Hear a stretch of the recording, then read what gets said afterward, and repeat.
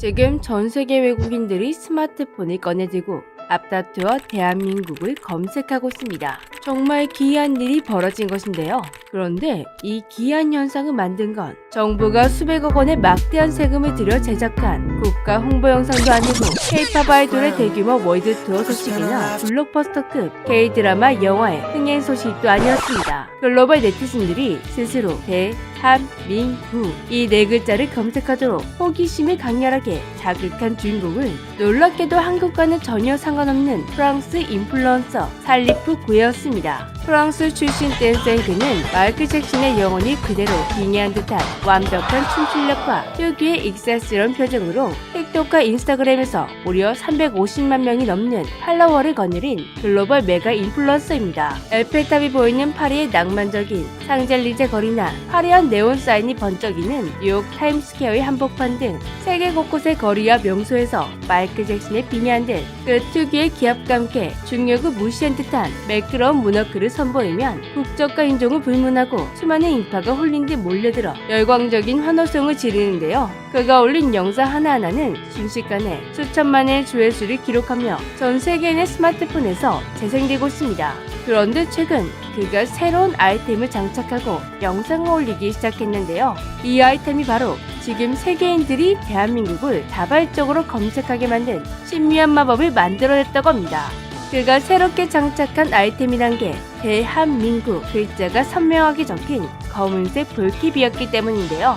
어쩌다 한번 기분 내기로 쓴 게 아니었습니다. 지난해부터 시작해 약 한 달 전까지만 해도 꽤 많은 영상에서 그가 대한민국 볼캡을 쓰고 춤을 추는 걸 확인할 수가 있었는데요. 도대체 프랑스인인 그가 왜 한글 모자를 쓰고 세계를 누비게 된 것일까요?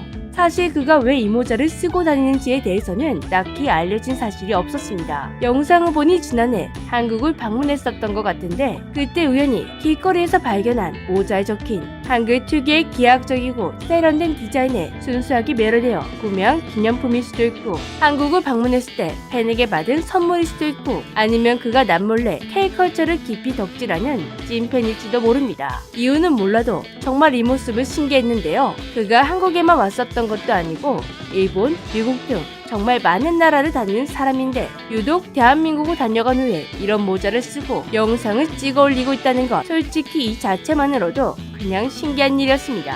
특히 그가 미국과 프랑스 국기 사이에서 대한민국 모자를 쓰고 춤추는 모습은 정말 인상적이었는데요. 저는 혹시나 이 영상이 한국에서 광고라도 받은 건가 싶었는데 영상과 함께 올려진 글을 보니 전혀 한국과 상관이 없는 영상이었습니다. 그렇지만 저 모자의 존재로 인해 한국이 자동으로 소환되었는데요. 이유가 무엇이든 간에 그가 대한민국 모자를 쓰고 영상을 올리는 건 우리가 상상을 초월하는 파급력을 만들었습니다. 350만 명의 글로벌 팬들은 그의 압도적인 퍼포먼스에 감탄하며 자연스럽게 대한민국이라는 네 글자를 눈에 담고 호기심의 번역기를 돌리며 검색창에 두드립니다. 억지로 주입하는 촌스러운 홍보가 아니라 전 세계가 열광하는 힙합 댄서가 무심하게 쓰고 나온 아이템이 한국을 인식하게 만드는 마법 같은 순간이었습니다. 이런 자발적 스며듦은 비단 살리프 구의 모자에서만 끝나는 것이 아니었습니다. 최근 전 세계 곳곳에서 한국인들조차 이거 AI 아니에요? 라고 의심한 만큼 깜짝 놀랄만한 한류 열풍이 일상 속에서 터져나오고 있는데요.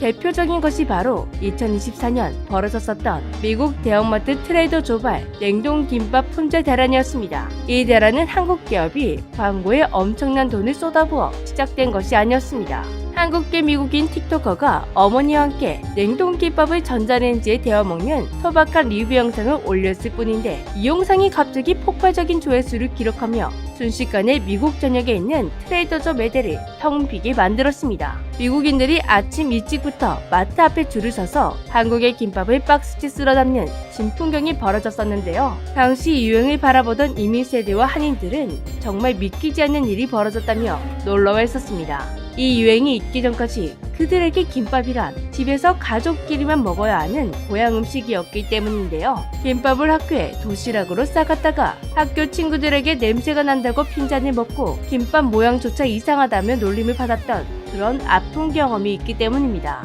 이 유행의 시작점인 한인 틱토커분도 같은 경험이 있었다고 하는데요. 그렇게 김밥은 보기도 싫다던 미국인들이 눈이 돌아서 김밥을 쓸어 담고 심지어 직접 만들어 먹게 레시피를 알려달라고 요청하는 사항이 수억 원을 쏟아부은 광고가 아닌 하나의 영상 때문에 일어난 것입니다. 그래도 이건 한인이 시작한 유행이라 한국과 약간의 연관이 있지만 프랑스 댄서처럼 한국과 전혀 상관없는 사람들이 이런 유행을 만드는 사례가 더 많아지고 있습니다. 이 분야의 대표적인 인물은 세계적인 팝스타 카디비인데요. 그녀는 차를 타고 무려 30분을 달려 한국의 까르보 불닭 볶음면을 구해 직접 끓여 먹는 틱톡 영상을 올려 글로벌 팬들에게 까르보 불닭을 제대로 각인시켜 주었습니다. 그녀는 매운맛에 헉헉대면서도 포크를 놓지 못하는 리얼한 반응을 보였고 이는 곧바로 전 세계적인 까르보 불닭 챌린지로 이어졌습니다. 이 영상이 만든 유행은 훗날 까르보 불닭 선물을 받고 눈물을 흘리는 외국 어린이를 만들어냈습니다. 한국 길거리 음식의 위상도 많이 달라졌는데요. 나무젓가락에 소시지와 모짜렐라 치즈를 꽂아 튀겨낸 한국식 핫도그는 미국과 유럽의 젊은이들 사이에서 줄 서서 먹는 트렌디한 스트리트 푸드로 자리 잡았고 외국인들이 이에 달라붙어서 먹기 시작하던 떡볶이는 서양인들의 소울푸드로 격상되었습니다. 문화와 라이프 스타일 전반에 걸친 변화는 더욱 극적입니다. 넷플릭스 오징어 게임이 전 세계를 강타했을 때는 할로윈 데이 때 전 세계의 거리가 초록색 트레이닝복으로 뒤덮였었고 달고나 만들기 세트는 아마존에서 불티나게 팔려나갔습니다. 언어의 창부터 많이 무너졌는데요. 옥스퍼드 영어 사전에는 오빠, 대박, 먹방 같은 한국어 단어들이 정식 영단어로 등재되어 있고 외국인들이 유튜브에서 음식을 먹으며 존맛, 미친, 이발이라고 외치는 모습은 더 이상 낯설지 않게 되었습니다.